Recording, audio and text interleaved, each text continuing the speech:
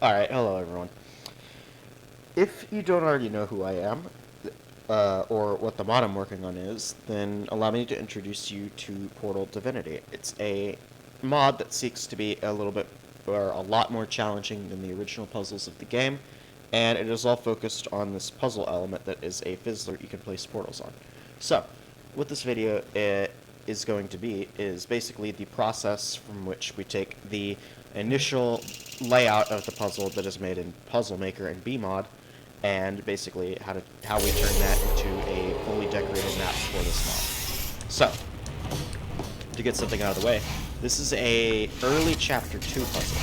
Chapter 2 takes on a visual style that is like the Overgrown of the first chambers of Portal 2, but it's desert themed, so there's going to be not many plants. There's going to be sand, there's going to be cactuses, there's going to be aloe veras, and yeah. So, let's take a look at this puzzle, shall we? Right off the bat, we have this area that's 4 voxels high, has this little dip in the geometry right here, and it has this portal surface here, and an inline portal surface here. This is what I mean by inline portal surface. As it's half like this, you can't shoot it from this angle. You can only shoot it from here. This is important to keep in mind because if you could shoot it from any angle, you could get it from this glass hole right here. But since you can't shoot it from any angle, this actually serves as an obstacle. So that's very important to keep in mind. Other thing, this cube dropper does not spawn the cube by default. You have to activate it to spawn the cube. And the cube is activated by this button over there. This map has 3 total connections from 2 different buttons. This is the X condition and it spawns the cube. This takes down the fizzler. And you'll probably notice, if you've seen updates from this mod before, that this is not the current look of the fizzler. That's just because we used to have a much older, outdated UCP that had this kind of look to it. Now we have our own UCP that has the proper lines on the fizzler and the look that you see in most of the mod's updates. Plus it has all the proper logic to not break, because we had to fix some bugs with the idea. Anyways, there's a portal surface up here to keep in mind that appears to be illuminated by this, which it's important to keep portal surfaces like this illuminated, especially if they're high up like that, because things like this observation room will naturally catch your attention, which brings your eyes to the portal surface, which might otherwise not be that visible, because players tend to do this thing where they don't really like to look up, and that's important to keep in mind when designing gameplay. So, this button opens the door and spawns the cube. If you push the button again, it spawns a new cube. This button lowers the fizzler. It's all very simple. All of this is a very easy to keep in mind information. This isn't that advanced of a puzzle, so yeah. I've already solved this one before, obviously, so I'm not going to solve it on camera just to avoid spoiling the solution for anyone that's going to play the mod, because I feel like you should be allowed to watch this video without getting all of the solutions spoiled to you. But pretty much you know the basics of how this puzzle works now, and it's time to start blocking it out in Hammer. As you can see, I already have an empty VMF open here, and the first thing I'm going to do is I'm going to get that cube dropper placed down, because that's like the most critical part of the puzzle to me.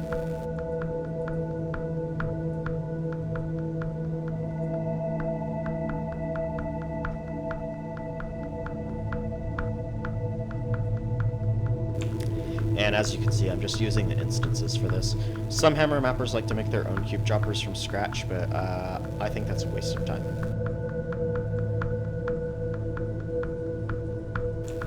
Next thing to do is take a look at the geometry and get that down properly. I'm obviously starting with this entrance room, which has this 2x3 voxel thing, followed by another 2x3 voxel thing above it, 1 voxel there, big portal surface here, 4 voxels tall, and then glass with a hole in it. It's all very important information to keep in mind. And there's also this light strip here that illuminates the exit area, and a light strip here that illuminates the area where the glass hole is. So, all important things to keep in mind when I hammerize this part of the layout.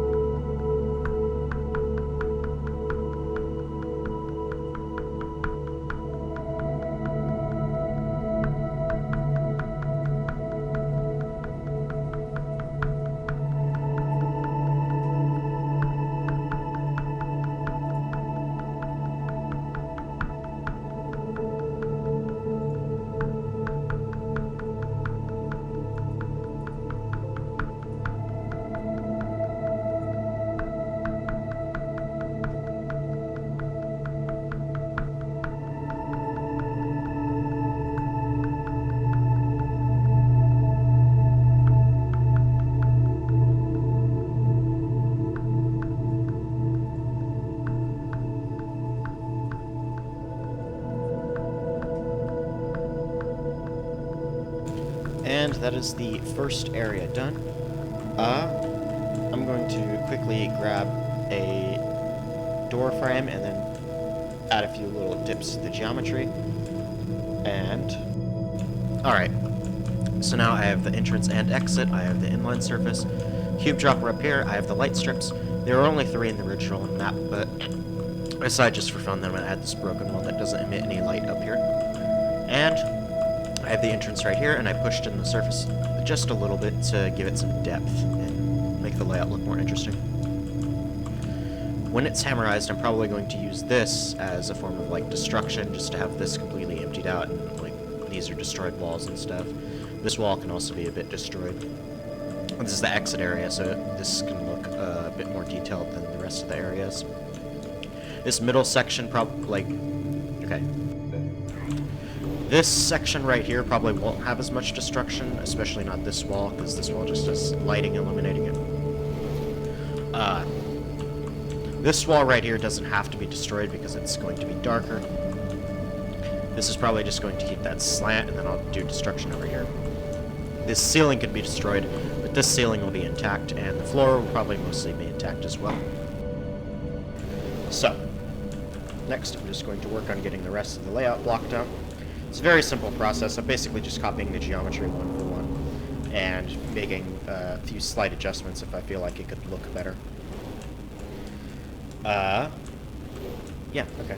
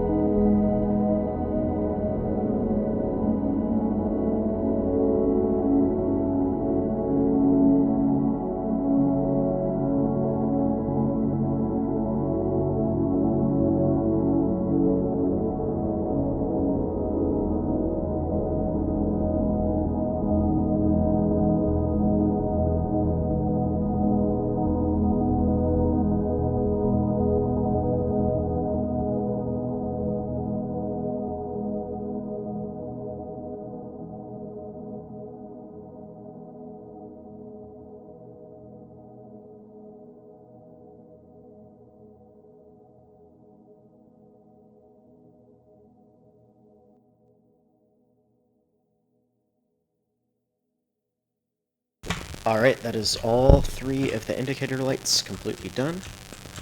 And they're taking the exact same route they did in the original map, because a lot of the time the puzzle designer already have like a really good route for the antline planned out, so there's no reason to really like change it, since I don't have a better route for it. I think it's fine as is. And yeah, okay. So what I'm going to do next is I'm just going to put the player start, and that's it.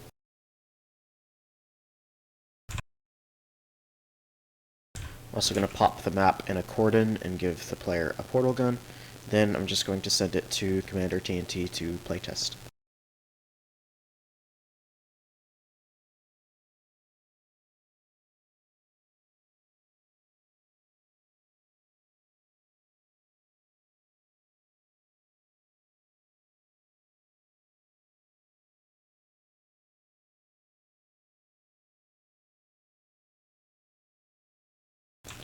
Like I said, there's probably not going to be anything really wrong with the map, but, you know, since it is the standard process to get it playtested like that, I am going to do it just for the sake of this video. Really important step of the development process. After having sent Commander that to playtest, I believe it's sandwich break time. Okay, so I've successfully had Masalt and Commander TNT playtest it. So now, here are the fixes they wanted. They wanted this button moved to here, they wanted this button moved slightly closer to the Fizzler, and they wanted this antline merged into this antline. So I'm going to do all of those changes real quick, and then I can begin the decoration stage. What you see in front of you is a very large collection of various instances taken directly from the Portal 2 campaign maps. This was put together by Portal YouTuber Aucelia Flawal, who compiled it into better P2 instances, which you can find on GitHub. This proves exceptionally powerful for detailing Overgrown maps, as you have all of these random generic pieces of destruction to toss into your map. I have begun decoration. I have some very bare bones stuff going on here. What I'm going to do is I'm going to copy over some of these instances into the main area. I'm looking at this one in particular because it has black tiles. Just bring this over here. Let's see where I can fit that in. And basically this allows mappers to rapidly decorate Overgrown maps, and it's pretty damn helpful, you know. I might end up going through a lot of these instances on my own copy of the game and swapping out the wall desk textures, because this is a model called Wall Desk, and I have my own custom version that has the black tile texture instead of this, like, really rusty texture, so it's, yeah. For now, though, I'm just going to bring some of these in and cobble together some decoration for this map. Starting with the ceiling, because I think the ceiling is pretty important.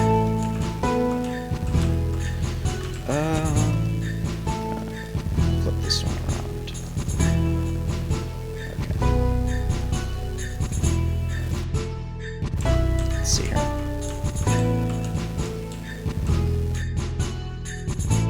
don't know how I feel about this. Let me look at the other ones. Probably bring in this one instead.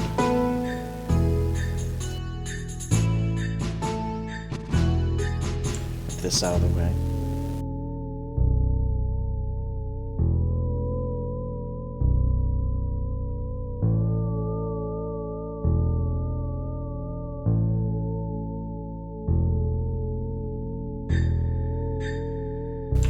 Really, I can just completely make the ceiling out of wall dust models in these instances.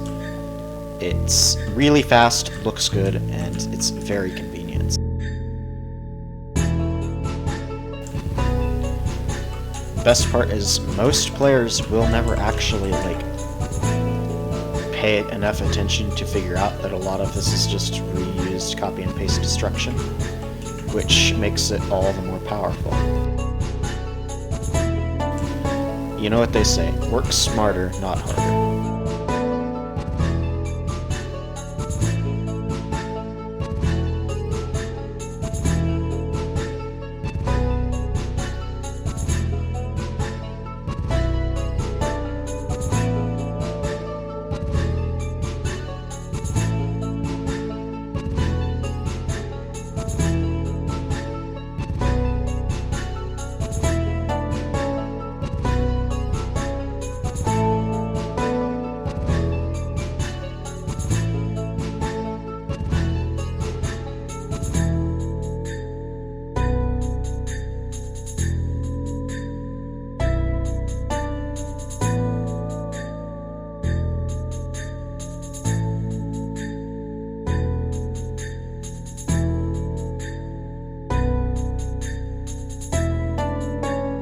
This one's kind of just rammed into the wall, so part of it's hidden.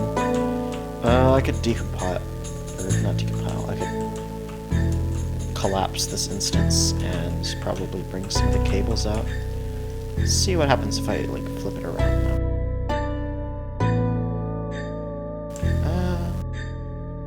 I like that better.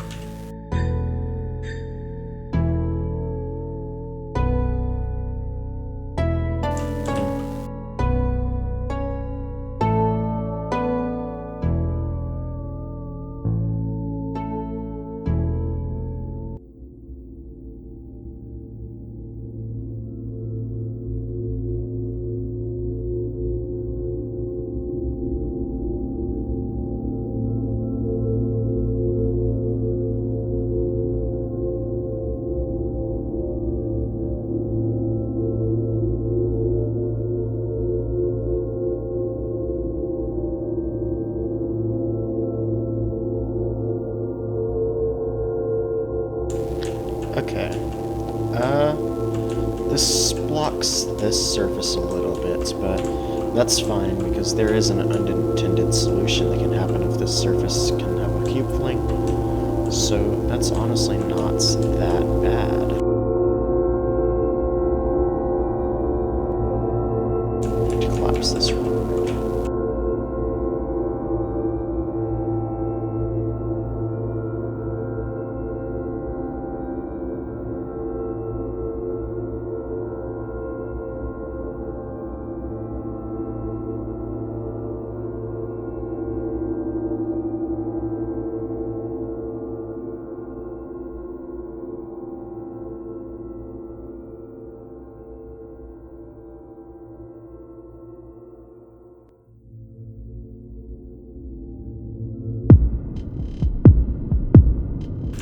Yeah, I want to bring in this one because this one is absolutely phenomenal. Wonderful.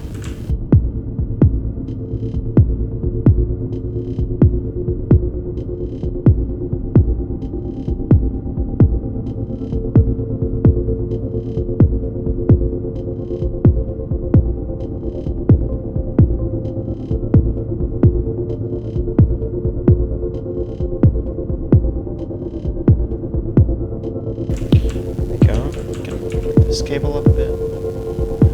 Yeah, a lot of mappers will straight up just use these instances and do what I'm doing and like collapse some of them and get everything working. It seems lazy, but it's actually kind of just great for saving time.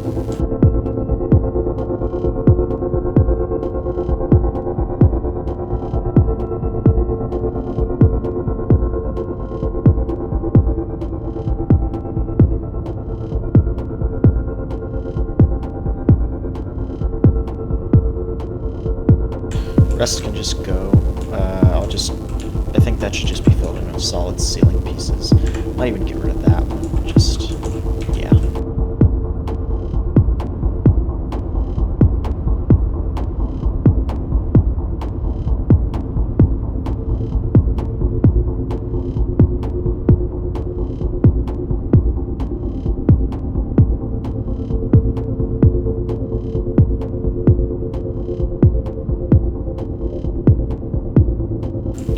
It's looking pretty good so far.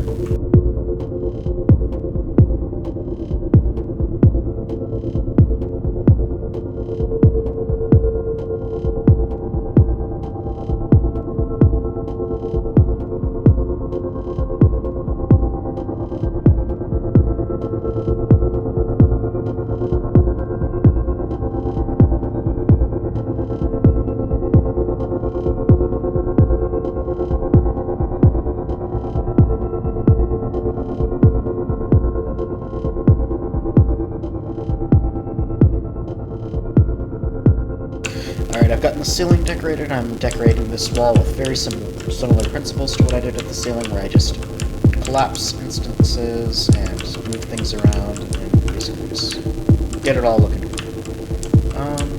Actually,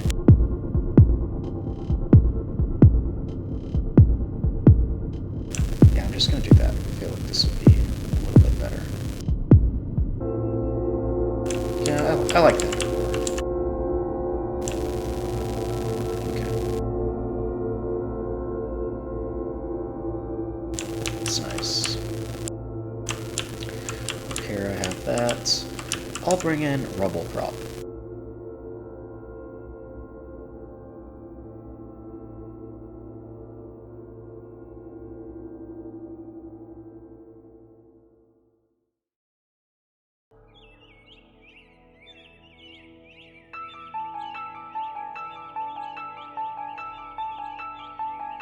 It's a really excellent prop that I use for detailing a lot.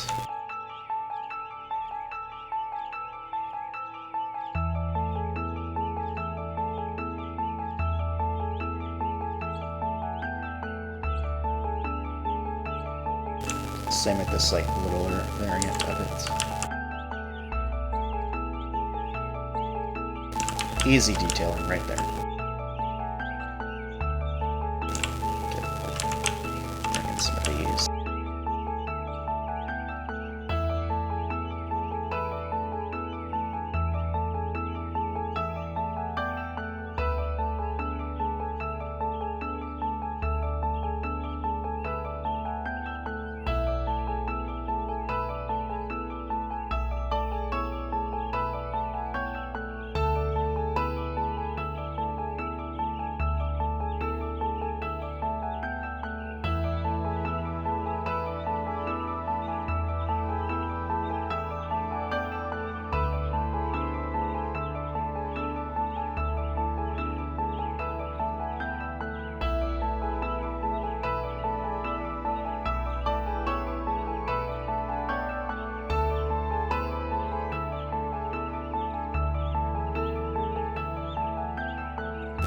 Alright, that's pretty good.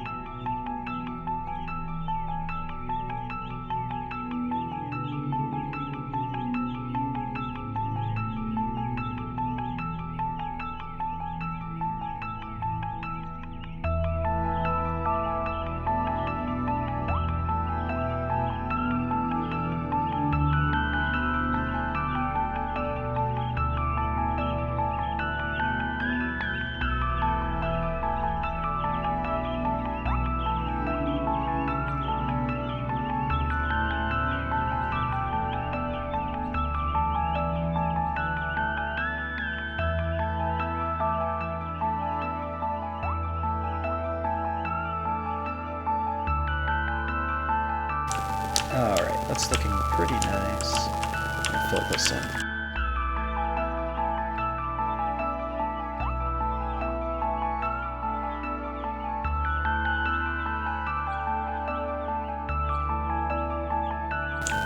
Yeah.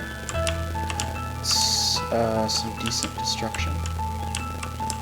I might want to add some like larger brushes though. For now, that's fine. Focus on other small areas. Maybe I could do something here.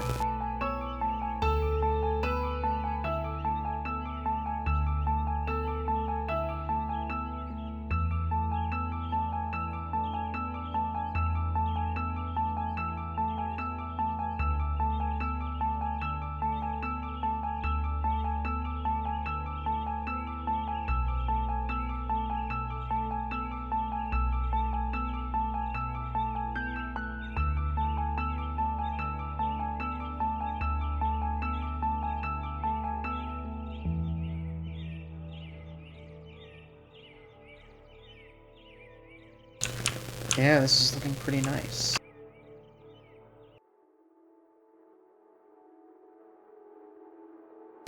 And this is how it casts shadows onto the map.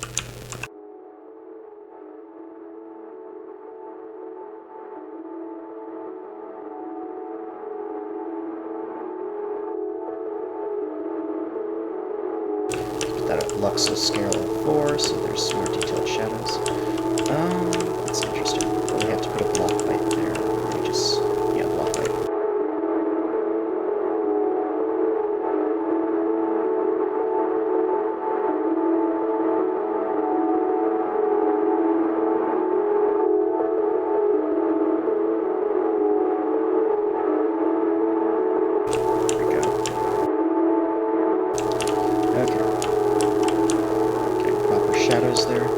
This area is a bit darker than the rest of the map, and the shadows are all concentrated onto this area.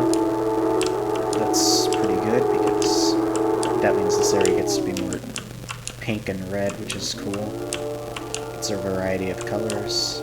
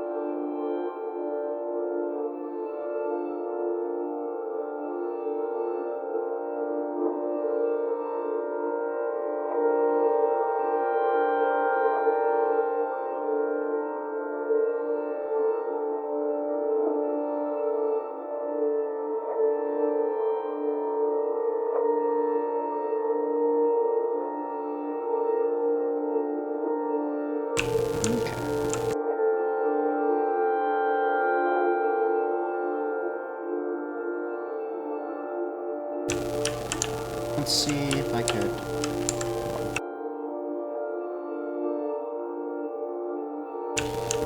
Oh yeah, that might be a good idea to put something here.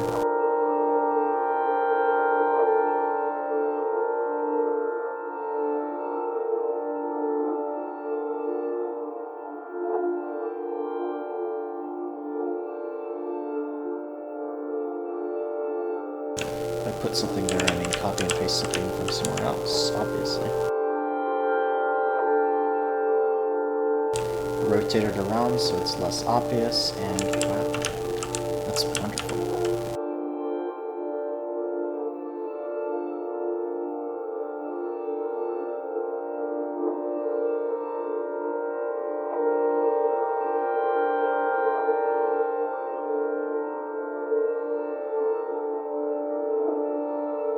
Mapping like a true lazy Sigma.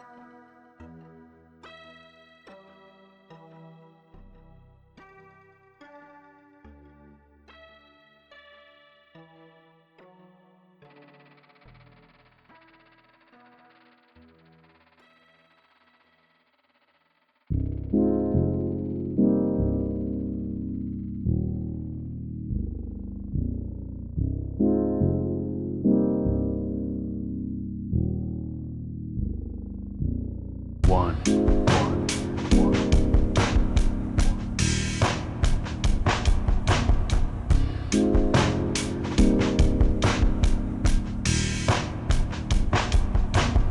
One.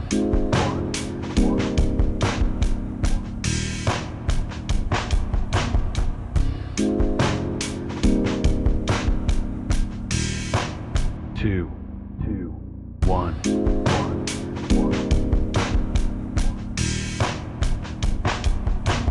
Two.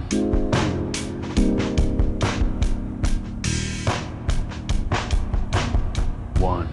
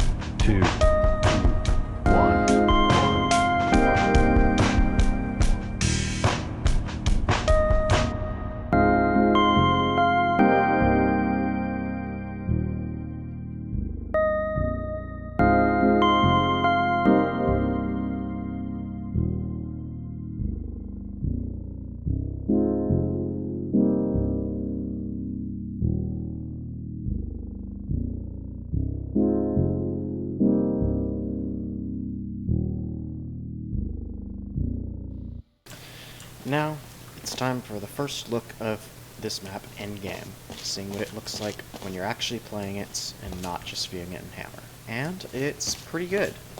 This is the first compile of the visuals of this map, and it's looking pretty fine to me. All of the areas are very well lit up. There's a few lighting errors around, but those can be easily patched out later. For the most part, the overall composition of the map is looking pretty good. We have this nice pink hue mixed in with the sunlights, and this area is illuminated pretty well. So yeah, for the most part, this map is going pretty nicely. So now, I believe it is time to start working on the outside of the test chamber. Because all of the Chapter 2 maps have large exterior areas and BTS and stuff like that, so it's time to add.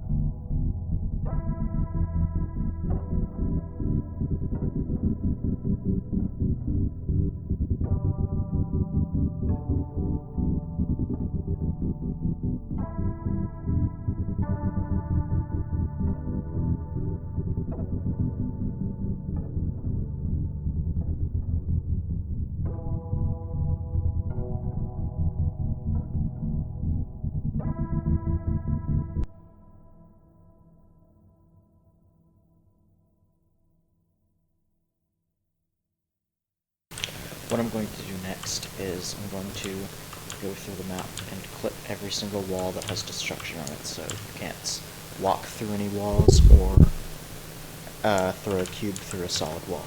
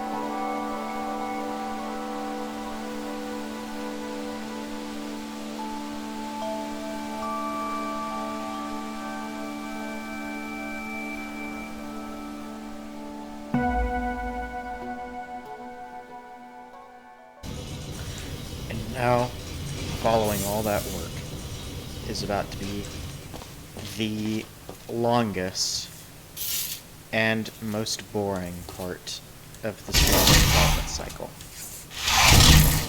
We will have to repeatedly play this map over and over and make tiny changes every time we find something small in order to ensure that it has high quality and there are not any tiny things that break immersion or any issues in the gameplay that would allow for breaking a puzzle in a way that is not... We allow puzzles to be broken when it's something only a speedrunner can do, but if there is a way to break the puzzle that the average player can execute, then we have to fix it. And apart from that, it'll just be small visual changes in ensuring that we provide for you the best possible mod we can provide. For now, I think this is about done in terms of this video. Of course, this map isn't done overall, as there are still quite a few small issues that need to be patched up. However, I do not believe the amount of work that goes into the part where we get the map fixed up and ready to be in the actual mod. That is too much work to realistically fit into a video of this length. So I'm just going to leave it at that.